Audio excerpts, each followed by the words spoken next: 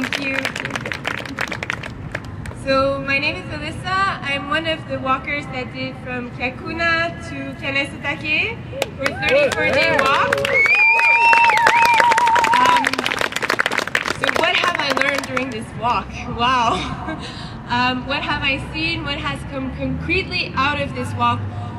What experience what did it actually give to fighting against the tar sands, fighting against the pipelines? What is the impact?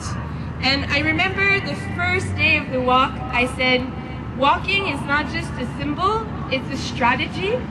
And what is the strategy behind what we just did was the fact that now we all know each other. We all know who is against this project, who in the little town of La Pocatza, who felt really alone and felt like I may be the only person that's against this pipeline because no one in my community is actually talking about it. But then when we arrive, 50 people walking 34 days being like, yeah, we're against the pipelines, we're against the tar sands.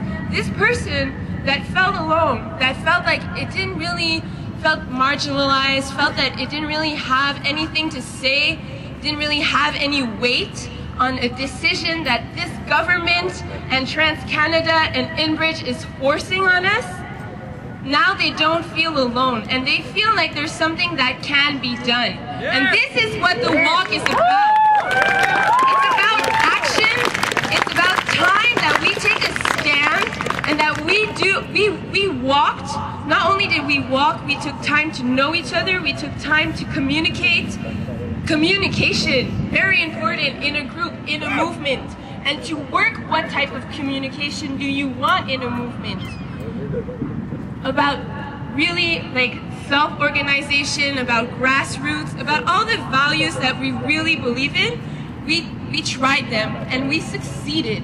We succeeded in a way that we did it with love, we did it with respect, we did it between us and within the communities that we went into. So just like to give you numbers, I'm not so good in numbers, but I'm going to give you numbers. We were maybe 350 people that had done the walk, that joined the walk at one moment, without talking about all the people that organized in every single place that we've been in. So they organized for us a supper, they organized for us a place to stay. We did shows, we did workshops. And then also we think about the declarations that we got signed. We got signed more than thousands of declarations to protect our land. So this is thousands of people that took the decision that, yes, I'm here to protect my land, this land that I am walking on, that I'm seeing every day constantly. Now it's real for me. It's real what I am protecting. It's what is around me, how I feel connected to it, through my feet, through the time, taking time and slowing down and really living an opportunity, an experience that will make us grow, because this is what the struggle is about. Ashley mentioned it. This is exciting times, and these are exciting times for us to grow, to know one each other, and to help us grow one each other. Do you get me?